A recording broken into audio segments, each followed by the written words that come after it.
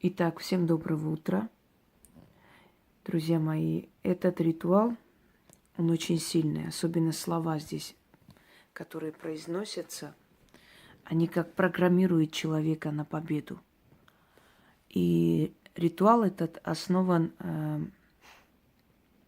на таком направлении древних религий, древних поверий, как тотемизм.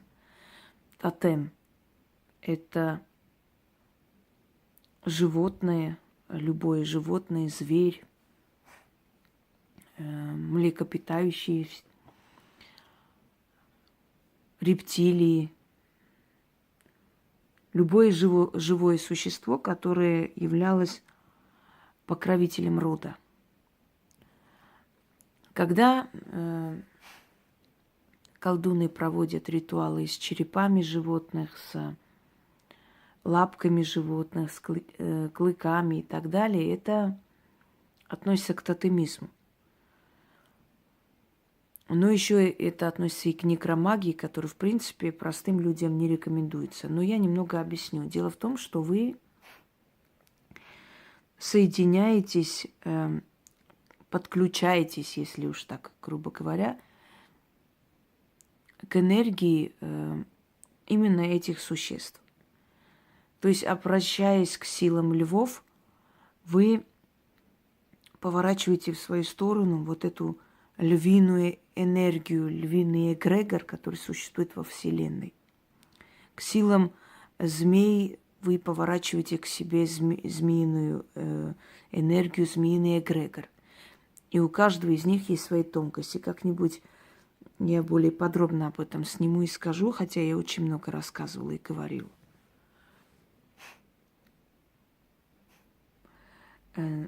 Силой льва очень много связано ритуалов африканского шаманизма. Вообще древние цари носили на себе львиную шкуру, львиную гриву. Александр Македонский, Митридат Евпатор, многие римские цезари, многие римские прокураторы,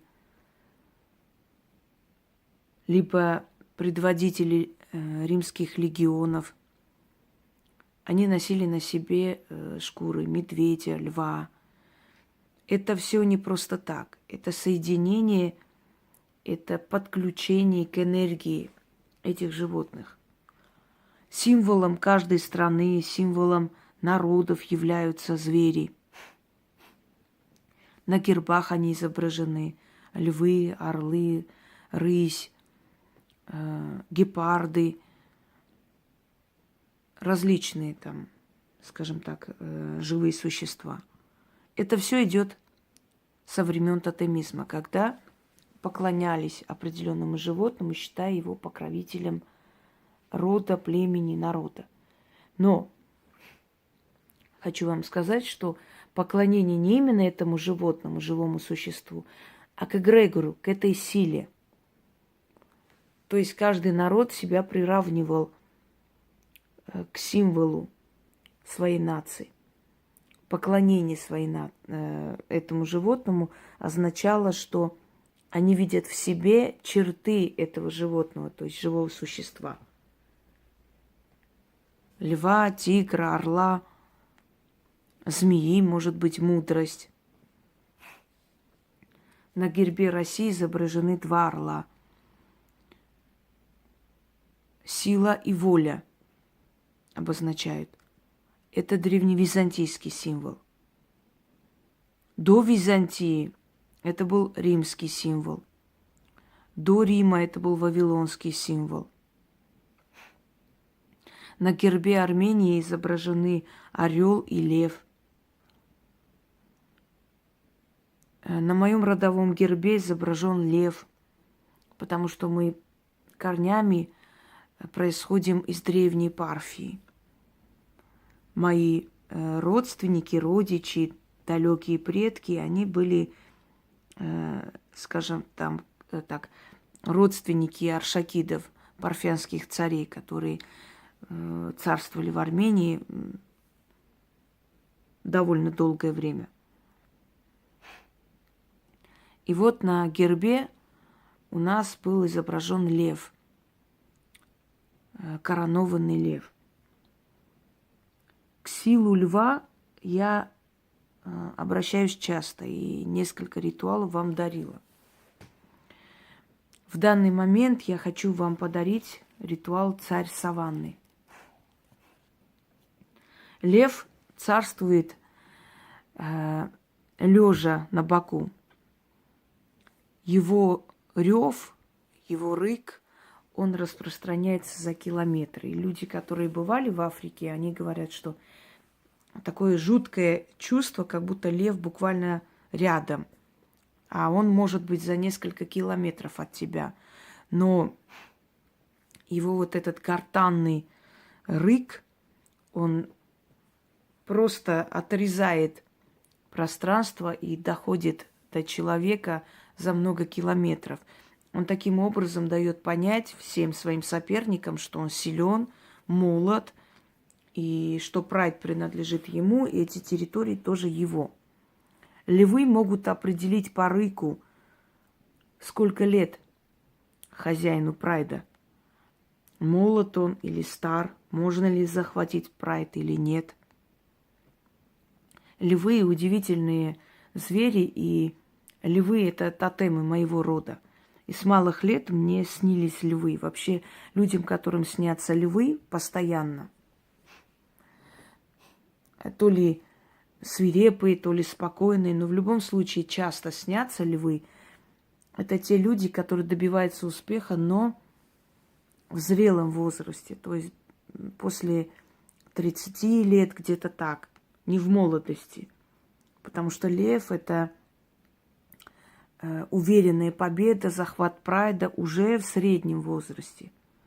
А в молодости они как бы изгои, их изгоняют из прайдов, они начинают подниматься сами, они начинают выживать в этом мире, потом приходят и забирают свое. Вот символично, все символично. Какой тотем у твоего рода, такая твоя жизнь. И твоя жизнь похожа на это тотемное животное, на пройденную им дорогу.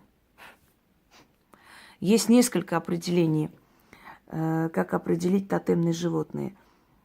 Во-первых, сны. Во-вторых, как правило, тотемные животные пугают вас во сне. То ли гоняется за тобой бык постоянно во снах, да, или лев на тебя нападает, или тигр.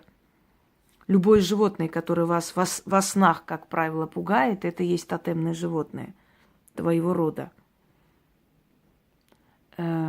Второй момент. Иногда наши повадки похожи на это тотемное животное. Люди нам говорят: знаешь, ты вот прям бьешься, как львица. Или ты такая хитрая, как змея. Они вас сравнивают, ваши повадки. Не настолько ваш внешний облик, как повадки сравнивают со львом. Есть люди, у которых бесконечные шрамы на лице, боевые шрамы. И кто-то может сказать: слушай, ты вся такая в шрамах, как, знаешь, как пантера, которая все время дерется, все время, скажем так, воюет за свое место под солнцем. Это, конечно, один раз это не говорит ни о чем, но если постоянно вам это говорят, сравнивают с этим животным, если вам снится этот зверь, это ваше тотемное животное. Повадки человека похожи на тотемное животное. Его образ жизни, его или надменность, или подчиненность могут говорить о тотемной принадлежности. Ну, как бы там ни было. В любом случае, я думаю, что эта информация вам тоже интересно знать. Лев. Этот ритуал вы можете начитывать как для себя, так и для своих близких. Если считаете, что они находятся в опасности, им нужна победа. Эта победа может быть одержана и на поле битвы. Эта победа может быть одержана и, скажем так, на работе, в делах. В последнее время я начала много вам давать и дарить ритуалы, которые вы можете для своих близких проводить, поскольку у нас время настало такое страшное. начиная от войн и до терактов, что я решила помочь людям таким вот образом. Говорят, что лев задает вопрос всем, предвещая своим криком свое присутствие. И говорит он: то есть кто хозяин земли? И сам себе отвечает: I am, это я. Англичане так говорят, что лев говорит, спрашивает: кто хозяин земли? Это я. Был такой замечательный фильм «Прогулки со львами». И оно основано на реальных событиях, реальной жизни человека, который до старости помогал, ухаживал за львами и отпускал их в дикую природу, чтобы их стало больше. Ему всячески мешали, в итоге он погиб, его убили. Но вот в этом фильме очень много мудрости о львах. Я вам рекомендую посмотреть этот фильм, если хотите понять многое именно о повадках львов и почему к львам и к силе льва обращались, когда нужна была победа. Во-первых, потому что лев главенствующий, он главный в цепочке, то есть пищевой цепи. На льва охотится только человек, более никто. Но не каждый человек рискнет охотиться на него, и не каждый сможет.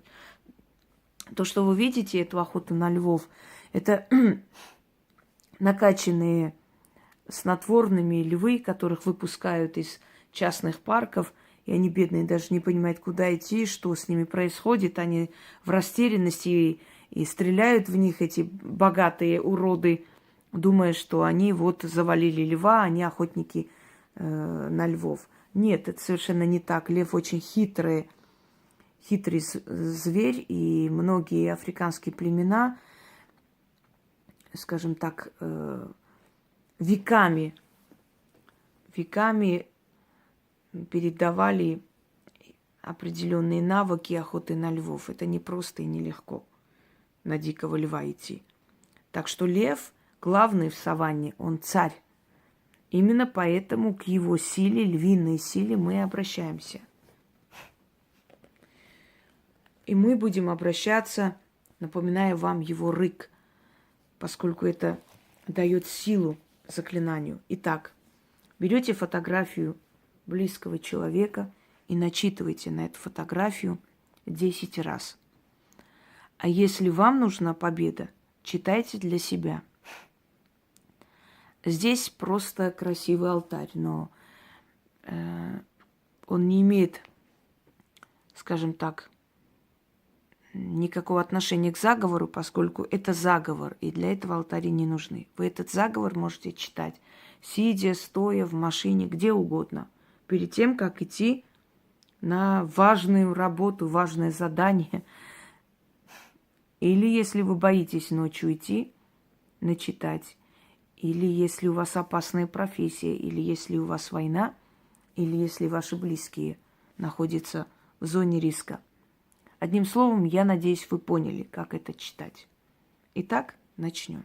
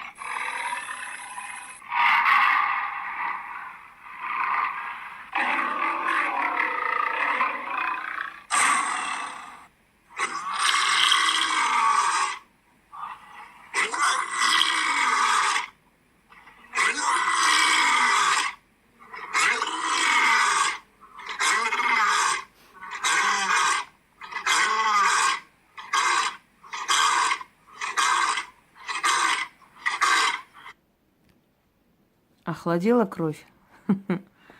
То-то же. Начнем. Я лев из львиного племени, дочь льва, внучка льва. В жилах моих львиная кровь течет, на голове невидимая корона. Дана мне сила, дана мне власть, никто против меня не пойдет, а если пойдет, то погибель свою найдет. Зарычу я рыком могучим. Кто хозяин земли? Это я. Кто царь саванны? Это я. Кто победитель? Это я. Один раз рыкну, враги от страха разбегутся. Второй раз рыкну, предо мной ниц упадут. В третий раз рыкну, и победа будет одержана мною. Не иди никто против меня. Я лев, разрывающий своих врагов. Я лев, а остальные жалкие стада. Я царь саванны, я хозяин земли, я главный, я победитель. Заклято. Кстати, к месту ху в карабахском наречии тоже означает кто. Некоторые говорят, что арцахцы научили львов беречь свою землю, а может наоборот. Так вот, сын или дочь льва – это в соответствии с тем, для кого вы читаете и кто там, мужчина или женщина. Я уже объяснила, да, как для других читать, для близких. Так что я надеюсь, что в этом случае вам объяснять не нужно. Слушаем еще раз.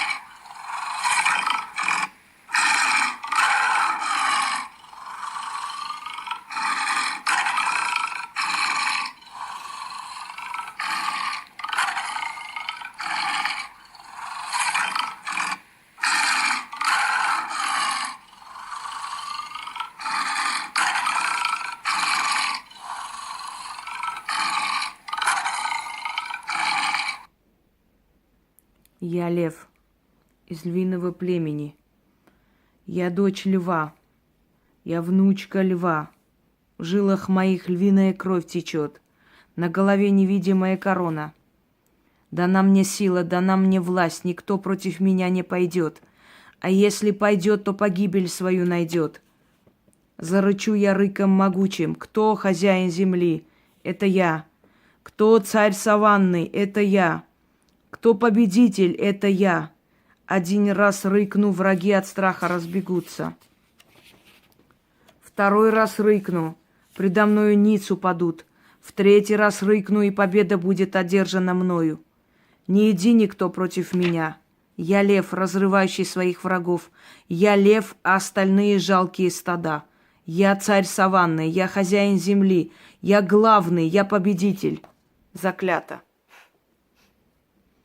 Это запрограммирование своего подсознания на победу, нацеленное на победу. И вы, читая это для себя или для близких людей, заранее отнимаете силу у врагов, потому что слово могучее, слово существует, и слово имеет огромную силу, чтобы вы знали. Заговоры есть различного типа, различных вариантов, основаны на различных направлениях магии. Они все работают именно потому, что тот, кто создает их, знает истоки.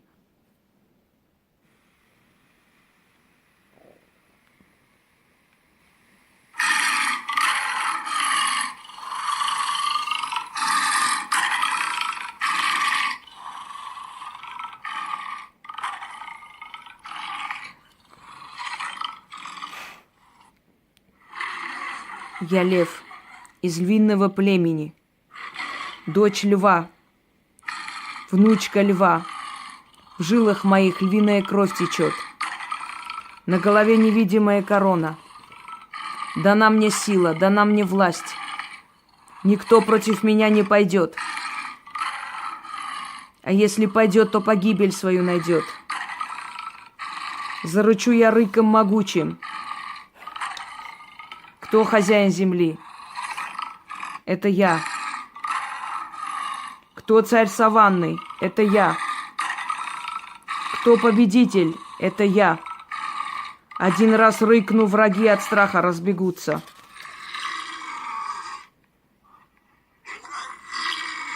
Второй раз рыкну, предо мной ниц упадут. В третий раз рыкну, и победа будет одержана мною. Не иди никто против меня. Я лев, разрывающий своих врагов. Я лев, а остальные жалкие стада. Я царь саванны. Я хозяин земли. Я главный. Я победитель. Заклято.